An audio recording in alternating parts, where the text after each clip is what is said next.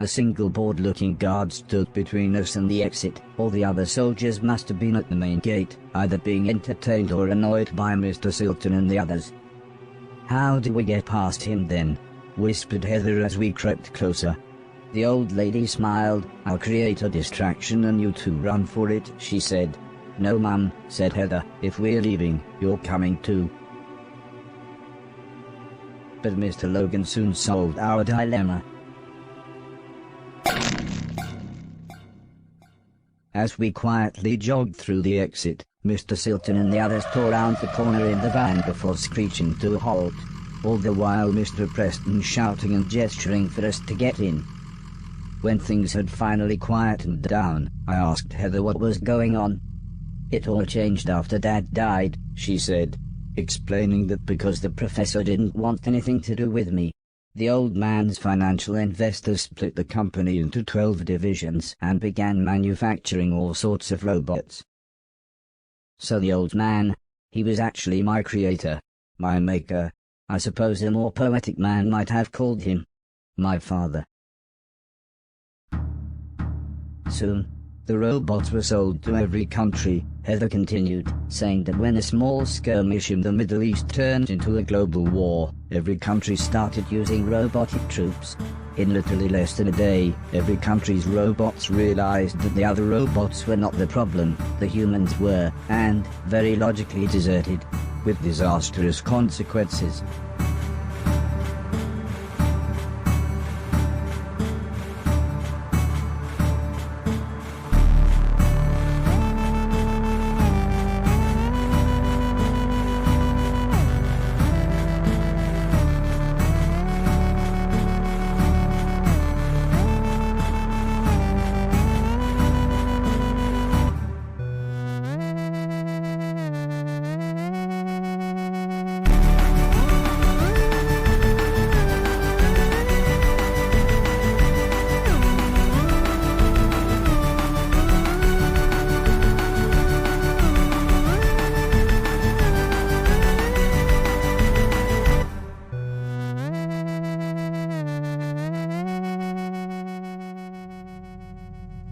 It suddenly all made sense.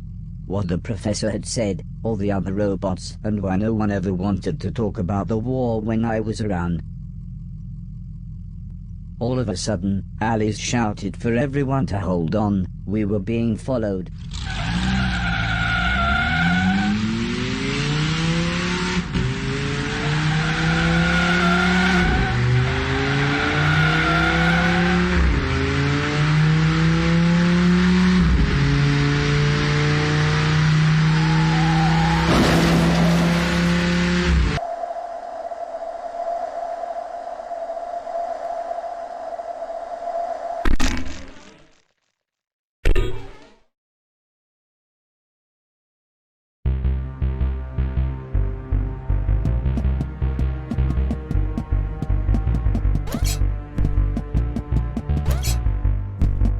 I'd never really considered the idea of God, but I actually prayed that Heather was okay.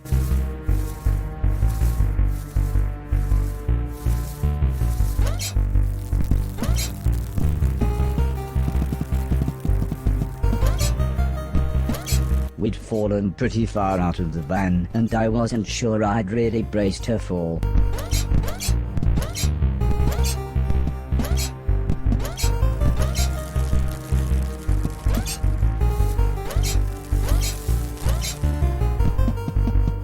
Heather greeted me with a calm smile. "I thought you'd find me easier than I'd find you, so I thought I'd stay put." I made a small shelter as quick as I could. It was soon pitch black and starting to rain, so Heather had suggested we rest. In the morning, when there would be better light, we could try to find our way home. "I don't think Dad ever imagined this would happen," said Heather with a sad look in her eye.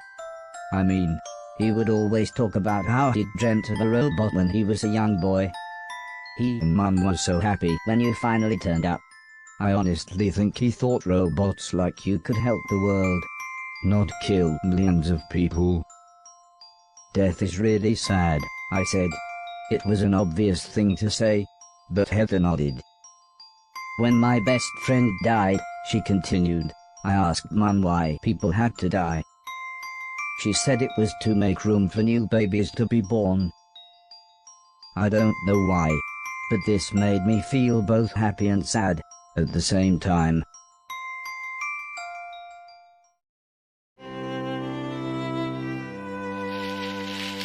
Mr. Preston practically fell through a bush as he said, "There you are. We've been looking for you all night." He explained that they had lost the soldiers but the van had broken down. Luckily though, it was actually only a short walk away. I must have looked sad when we got back, as the old lady sat down beside me. "What's the matter?" she asked.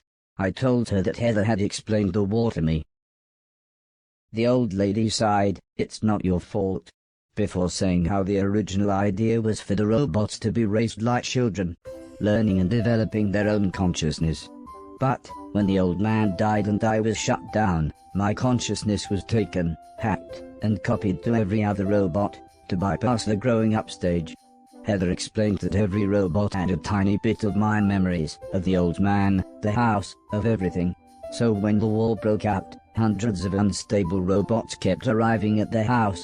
"I think it was like some kind of pilgrimage for them," said the old lady. "That's why we created a scrambling signal. It only works within a few hundred miles, but turns any unlicensed or illegal robots close enough into mindless zombies.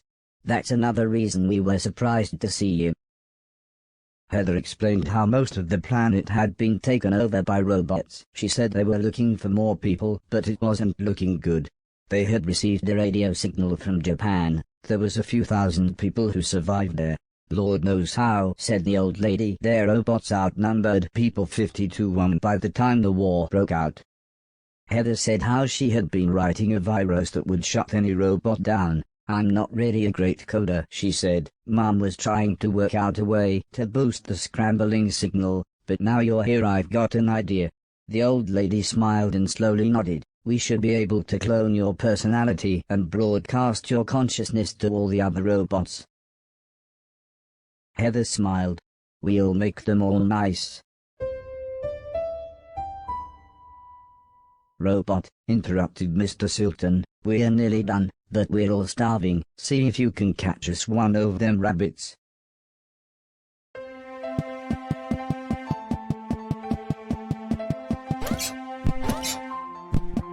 So, it must have been several years since the old man had died. It was strange. Heather was now as tall as me, if not taller. But at least everyone was back together. I was so happy for the first time in ages. I just knew everything was going to be alright. After all we needed to do was save the world, or at least help put it back together.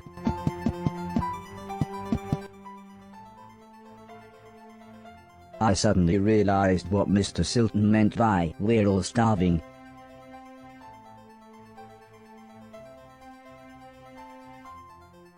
When I got back, I told everyone that I couldn't catch anything. I don't think anyone was too disappointed.